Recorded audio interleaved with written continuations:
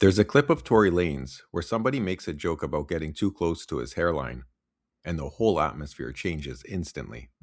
You know what I'm I'm with saying? Tory. What about this part though? Come here, get the I'm camera, good. Nick. Hey, yo, Nick, if you come over here. Man. What's that? Yo. No more cameraman for Breakfast Club. Anybody carefully examining this video would pick up on the instant tension. And what makes this clip very interesting isn't the joke itself. It's how fast Tory reacts to feeling exposed. Because certain personalities don't experience embarrassment normally. They experience it almost like danger. 35,000 people that are walking in the club right now. 35,000. Wait, I'm sorry, I'm misreading. It's 40,000. 40,000. I'm sorry, there's some girls behind them. It's 45,000. 45,000. And once you start noticing that pattern with him, you start seeing it everywhere afterwards. Not necessarily violence, but sensitivity to disrespect. And people outside hip-hop culture sometimes underestimate how psychologically intense that world actually is. Because in hip-hop, looking weak can genuinely cost you money. That sounds ridiculous until you really think about it. A bad song doesn't necessarily destroy a rapper's career, but Humiliation can. Just one embarrassing clip, a moment looking soft, or one rapper making you look weak online in front of millions of people. And suddenly, the audience starts believing in you differently. And that's terrifying for artists whose career depends on confidence feeling real. Meanwhile, musician Tory Lanez, convicted of shooting rapper Megan Thee Stallion, sentenced to... And once the allegations surfaced, the internet immediately turned the case into a loyalty war. At some point, people stopped discussing the shooting itself. Now, they were choosing sides emotionally. And a lot of women looked at Megan Thee Stallion and immediately recognized the feeling of publicly saying something happened and then getting ripped apart online afterwards. But then a lot of men looked at Tory and emotionally locked into the idea of a smaller artist being publicly destroyed in front of the world. And once people emotionally settled into those realities, almost nobody moved afterwards, even after the conviction. And that's rare, because most criminal cases eventually settle into some version of accepted reality. But this one didn't. And honestly, the SUV that night sounds less like some dramatic Hollywood movie scene, and more like the exact environment where emotionally overheated people lose control. Late night, alcohol, egos, and people trapped together. Everybody's exhausted, but still trying to maintain status in front of each other. And that's where the real disasters usually happen. Not giant cinematic moments, but small enclosed spaces where tension slowly builds until somebody snaps. And one of the little details that many people forget about this case was the fact that Megan reportedly told the police she stepped on glass because she feared officers escalating the situation with armed black men present.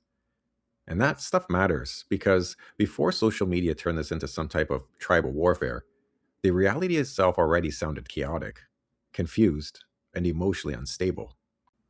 And maybe the strangest part of the whole entire case is realizing how impossible it became for people to emotionally agree on reality itself. I mean, people slowed footage down frame by frame, treated testimony like sports commentary, and followed internet personalities more closely than the actual court proceedings. At some point, the internet stopped observing reality and started manufacturing separate versions of it. And maybe nobody represented that emotional fracture more than Tory's father after sentencing.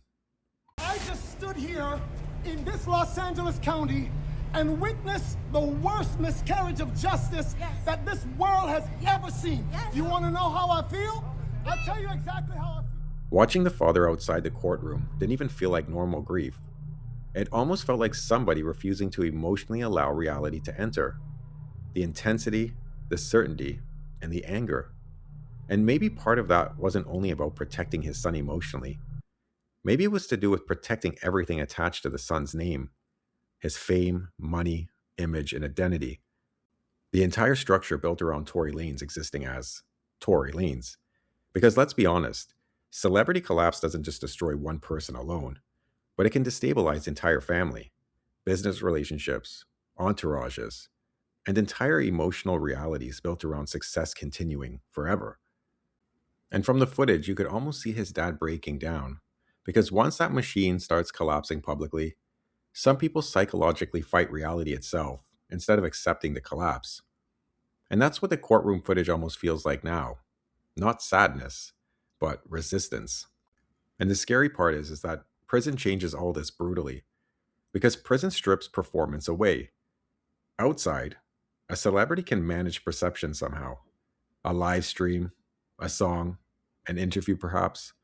But inside prison, none of that matters anymore.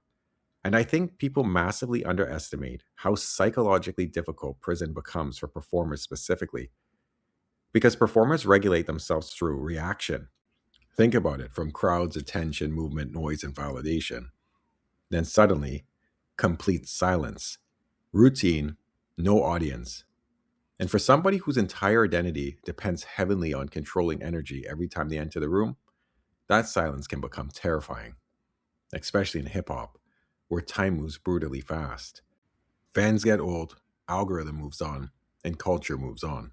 What usually happens in cases like this is psychologically brutal. Because by the time Tory eventually gets out of prison, there will be a wave of attention again. Podcasts, doing interviews, free Tory conversations, and comeback hype. But hype and long-term relevance are two different things.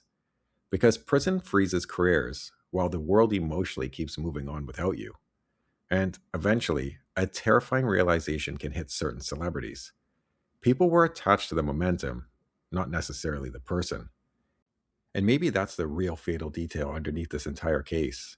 It's not necessarily the shooting, but the fatal detail may have been the moment Tory stopped being able to separate embarrassment from survival. Because once somebody builds their entire identity around not looking weak, small moments stop feeling small.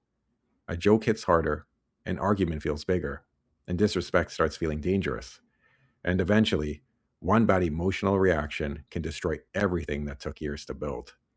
The money, fame, freedom, and career out the window. Because if Tory had simply swallowed his pride that night, he'd still be probably touring shows right now. And that's what makes this whole thing really tragic. Not just the violence, but just the waste.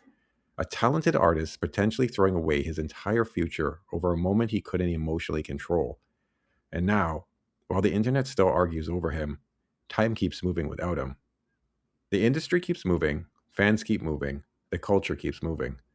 And unfortunately, the prison has a brutal way of teaching young people something fame often hides from them. That the world moves on much faster than your ego thinks it will.